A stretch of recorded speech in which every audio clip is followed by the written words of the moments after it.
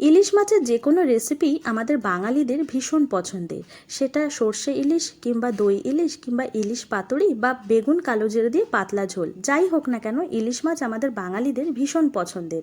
নমস্কার বন্ধুরা, ঝর্ণাস kitchen and blogs lifestyle চ্যানেলে আপনাদের সবাইকে ওয়েলকাম। চলে এসেছি আজকে দারুণ স্বাদের সর্ষে ইলিশের রেসিপি নিয়ে তোমাদের সামনে। তো চলো দেখে নাও আজকের এই রেসিপি আমি কিভাবে বানাই। সর্ষে ইলিশ বানাবার জন্য সবার প্রথমে দেখো এখানে আমি নিয়েছি ইলিশ মাছ। মাছগুলোকে খুব ভালোভাবে ধুয়ে পরিষ্কার করে রেখেছি। এরপর আমি মাছের মধ্যে লবণ আর হলুদ মাখিয়ে নেব। বন্ধুরা, সম্পূর্ণ ঘরোয়া পদ্ধতিতেই আজকের আমি এই রেসিপিটা তোমাদেরকে বানিয়ে দেখাবো। আর সবচেয়ে কম সময় কিভাবে সর্ষে ইলিশ বানানো যায় আর কি এমন দিলে সর্ষে ইলিশের স্বাদ আরও দ্বিগুণ বেড়ে যায় সেটাও তোমাদের সাথে শেয়ার করব। তো চলো দেখে নাও। সবার প্রথমে আজকে আমি মশলাটা বেটে নেব। ভাবলাম যেহেতু সর্ষে ইলিশ বানাচ্ছি তাই আজকে শিলনোড়াতে মশলাটা বাটবো। তো তার জন্য দেখো নিয়েছি আমি এখানে 3 চামচ সাদা সর্ষে, 2 চামচ কালো সর্ষে আর বড় চামচের 1 চামচ পোস্ত, আর দিয়ে দেবো হাফ চামচ রাঁধুনি। তারপর সামান্য লবণ আর কাঁচা লঙ্কা দিয়ে মশলাটাকে আমি খুব ভালোভাবে বেটে নেব। বন্ধুরা, সর্ষে ইলিশ বানাবার সময় যদি সর্ষের সাথে 1 চামচ পোস্ত আর হাফ চামচ রাঁধুনি ব্যবহার করা যায় তাহলে কিন্তু সর্ষে ইলিশের স্বাদটা আরও দ্বিগুণ বেড়ে যায়। এই পদ্ধতিটা আমি আমার মায়ের থেকে শিখেছি। তো চলো, মশলা বাটা তো হয়ে গেছে, এরপর রান্নাটা শুরু করা যাক। তার জন্য সবার প্রথমে ওভেনে একটা কড়াই বসিয়ে দিয়েছি। কড়াই খুব ভালোভাবে গরম হয়ে গেলে দিয়ে দিয়েছি সর্ষের তেল। তেল গরম হয়ে গেছে, এরপর আমি লবণ হলুদ মাখানো মাছগুলো এক এক করে দিয়ে ভেজে নেব। তবে মাছগুলো আমি খুব কড়া বা লাল করে ভাজবো না, কারণ ইলিশ মাছ বেশি ভাজলে ইলিশ মাছের স্বাদটা নষ্ট হয়ে যায়। তোমরা দেখেই বুঝতে পারবে যে মাছগুলো আমি কিভাবে ভেজেছি। জাস্ট এপিট ওপিট তেলের ওপর দিয়েই তুলে নিয়েছি।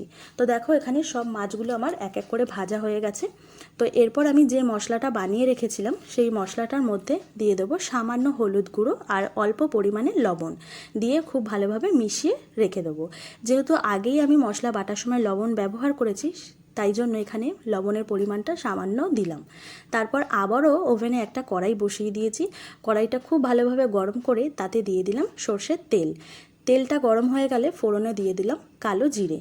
তারপর সামান্য নাড়াচাড়া করে নিয়েই দিয়ে দেবো আগে থেকেই বেটে রাখা সর্ষে পোস্ত রাঁধুনি কাঁচা লঙ্কা বাটাটা। তো তারপর বন্ধুরা, এই বাটির মশলাটা অল্প পরিমাণে জল দিয়ে ধুয়েও সেটাও আমি মশলার মধ্যে দিয়ে দেবো। তারপর হালকা হাতে মশলাটাকে একবার নাড়াচাড়া করে নেব। বন্ধুরা, এখানে মশলাটা আমি কষাবও না আর মশলাটাকে ফুটতেও দেব না, তোমরা দেখেই বুঝতে পারছো। এরপর আমি দিয়ে দেবো আগে থেকেই ভেজে রাখা মাছগুলো। এক এক করে মাছগুলো ঠিক এইভাবে আমি সাজিয়ে দেবো। তো বন্ধুরা, যখনই আমি সর্ষে ইলিশ বানাই ঠিক এই পদ্ধতিতেই বানাই, আর এইভাবে বানালে সময়টাও খুব অল্প লাগে আর খুব তাড়াতাড়িও কিন্তু মাছের রেসিপিটা তৈরি হয়ে যায়। তো বন্ধুরা দেখো, মাছগুলো আমি দিয়ে দিয়েছি আর এরপর দিয়ে দিলাম ঠিক 1 কাপ সাদা জল। তারপর দিয়ে দিলাম কটা চেরা কাঁচা লঙ্কা আর এরপর আমি দিয়ে দেবো মাছ ভেজে রাখার তেলটা। এই তেলটা এখানে দিয়ে দিলে স্বাদটা কিন্তু আরও ভালো হয়। তারপর এটাকে আমি ঢাকা দিয়ে 5 মিনিটের জন্য ফুটতে দেব। 5 মিনিট হয়ে গেছে দেখো। এরপর আমি মাছগুলোর হালকা হাতে নাড়াচাড়া করে এপিট ওপিট করে দেবো। যেহেতু এক পিঠ আগুনের তাপের দিকে ছিল সেই জন্য মাছটা হাফ সিদ্ধ হয়েছে। আবারও মাছটাকে উল্টে 5 মিনিটের জন্য এটাকে আমি ঢেকে রাখবো। তাহলে পুরোপুরি মাছটা খুব ভালোভাবে সিদ্ধ হয়ে যাবে। খুব অল্প সময়ে এই রেসিপিটা বানানো হয়ে যায়। তো বন্ধুরা দেখো, তৈরি হয়ে গেছে আজকে দারুণ স্বাদের সর্ষে ইলিশের রেসিপি।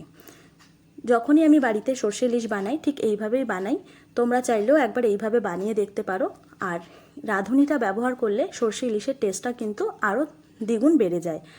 তো বন্ধুরা, কেমন লাগলো আজকের আমার এই সর্ষে ইলিশের রেসিপি অবশ্যই একটা কমেন্ট করে জানিও। ভালো লাগলে লাইক করো। আর আমার চ্যানেলটিকে যারা এখনও পর্যন্ত সাবস্ক্রাইব করোনি প্লিজ চ্যানেলটিকে সাবস্ক্রাইব করে নিও। যদি তোমাদের ভালো লাগে তোমরাও একবার বাড়িতে এইভাবে ট্রাই করে দেখতে পারো। আজকের মতো তাহলে এখানেই শেষ করলাম। দেখা হচ্ছে অন্য একটা ভিডিওতে। টাটা।